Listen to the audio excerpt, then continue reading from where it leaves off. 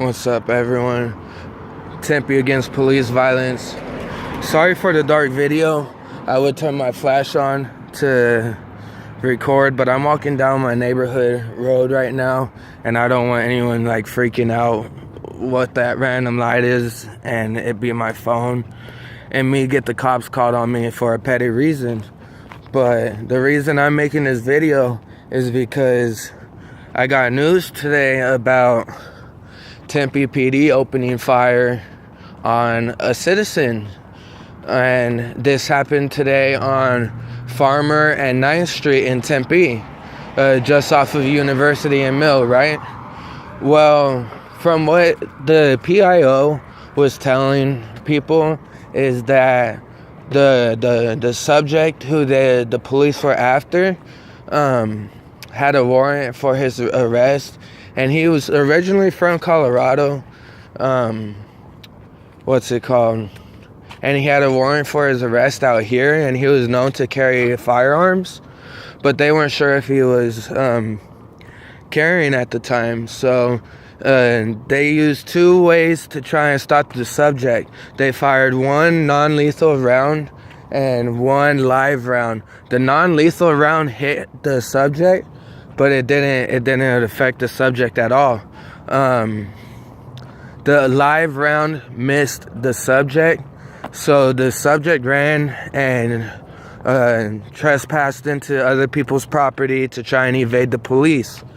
With that being said, Tempe PD needs to work on when they can shoot and when they need to pull their taser, because this is not the first time, not the second time, or not even the last that Tempe PD has, their last resort be pulling their gun to end a situation that could be solved with a taser, a beanbag gun, or any other non-lethal force, But I feel like Tempe police likes to put their service weapon on their dominant side. If you write with your right hand, these officers are going to put their service weapon on the right side of their hip, because they're going to, their hand is used to reaching, their right hand is dominant, so they're going to reach that pistol before the taser. Sorry for the little stutter.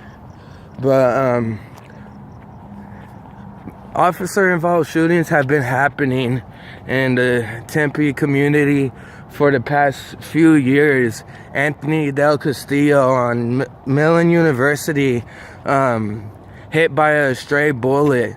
Dalvin Hollins, who was shot in the back unarmed while running with his hands in the air by an off-duty officer by the name of Lieutenant Edward Omet with the Tempe Police Department, right?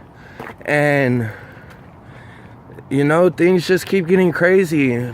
Phoenix Police is up to 40 killings this year, 40 police involved shootings. But guess what? There's other news stations that are calling for 83 shootings, and 40 of those being deaths. So there's some news stations that stopped counting the police deaths. Phoenix, Arizona is ranked number 1 for the most violent police force. And if you guys don't agree with that, I don't know what to tell you, because I see it. I live here. I see it every day. Every day there's a shooting by the police on someone, whether they be armed or not. Their first initiation is to kill. These are the new thugs on the streets with badges. Thugs covered up with badges. So these badges are giving these thugs the right to break into your house, steal your belongings, beat you up, and even kill you and get away with it. And you know what? Surprisingly, no, guess what? It's not surprising. All these officers get put on paid administrative leave. It's time to get our officers in our cities and communities held accountable. Yes, there's good cops out there, but just for every 2 good cops, there's 3 bad cops that follow. Some people may say it otherwise, but I'm anti-bad cop. I am not anti-cop. I do focus on the good cops, but my main focus is the bad cops, because I lost a friend due to police violence, you know. Police brutality, shot in the back while running with his hands in the air. Dalvin Hollins, July 27, 2016. Look him up. I center myself in Tempe community as an activist to bring light to this case that seemed to lack media attention. All these other cases of police brutality and shootings make the news. They make the news. Dalvin Hollins didn't make the news. You want to know why I think he didn't make the news? Is because this officer was off duty and had no body camera on. He did not turn his body camera on until the SWAT team, you know, suggested, hey, you need to turn your body camera on.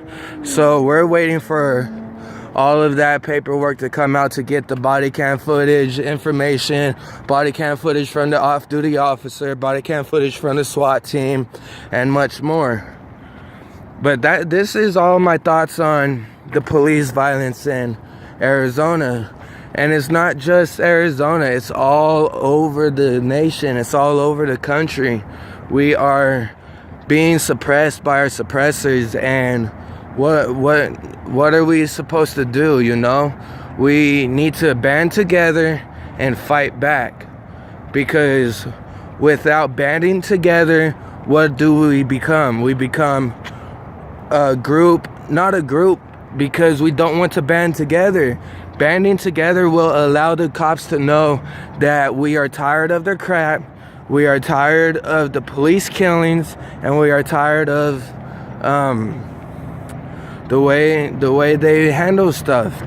Because there's average humans out there that could handle a situation that the police, you know, responds with the gun. Mental health checks.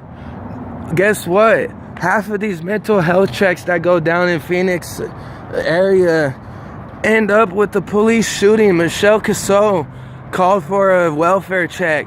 She happened to have a wrench in her hand or something like that. Police shoot her instantly upon arriving on scene. Drag her lifeless body down a set of stairs while her head hits every step going down. Arizona police do not care about the mentally ill people. We need to focus on the police. We need to protect our mentally ill citizens, our brothers and sisters, our family, and everyone else that is victimized by these cops. All right, everyone, that was my little rant. Have a good day. I'll make another video as soon as something comes up. God bless. Enjoy your holidays. Happy Thanksgiving. And keep fighting. If you see something, record it. If you see something, say something. Don't be silenced. Have a good one, y'all.